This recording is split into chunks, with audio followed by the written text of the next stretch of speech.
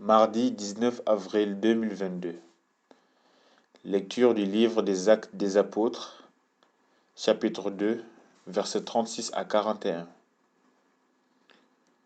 Le jour de la Pentecôte, Pierre disait à la foule: Que toute la maison d'Israël le sache, donc avec certitude. Dieu l'a fait Seigneur et Christ.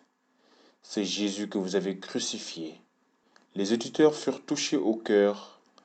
Ils dirent à Pierre et aux autres apôtres: Frères, que devons-nous faire?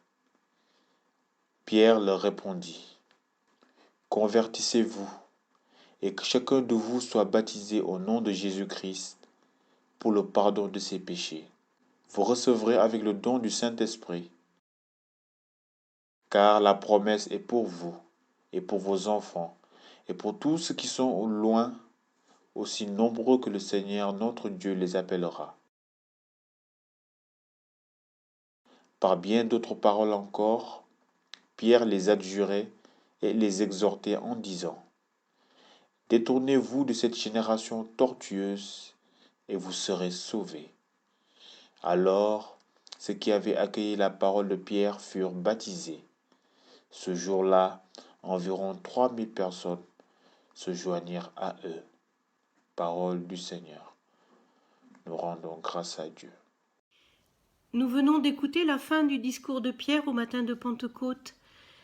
À ses auditeurs, pour la plupart des Juifs venus en pèlerinage à Jérusalem, Pierre a annoncé Jésus crucifié, ressuscité, Jésus le Christ, Jésus le Messie que le peuple espérait.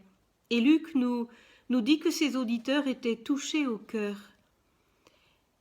C'est cette expression que j'ai retenue plus particulièrement, touchés au cœur, jusqu'au fond d'eux-mêmes.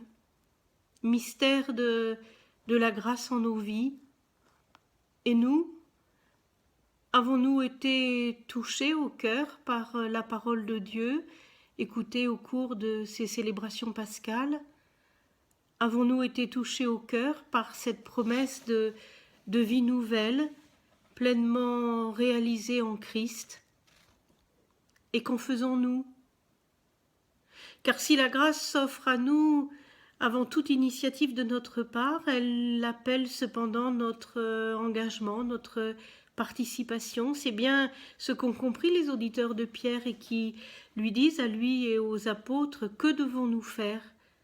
La même question que les disciples posaient aussi à Jean le Baptiste au bord du Jourdain: que devons-nous faire? Nous qui avons été visités par la grâce, nous qui avons été touchés au cœur, que devons-nous faire? Et la réponse apportée par Pierre et les apôtres est la même que celle que Jean apportait également: convertissez-vous, c'est-à-dire revenez à Dieu, réorientez votre existence. Convertissez-vous et soyez baptisés en Christ, au nom de Jésus-Christ. C'est-à-dire que toute votre vie soit au Christ, que toute votre vie soit vécue en Christ. Nous sommes non seulement pardonnés, mais réintégrés pleinement dans l'amitié avec Dieu. Cela nous engage, cela nous amène à une réorientation, mais nous savons habités par l'Esprit. Alors ouvrons-nous joyeusement au don de l'Esprit, à cette force intérieure qui nous habite et qui fait de nous des témoins à notre tour.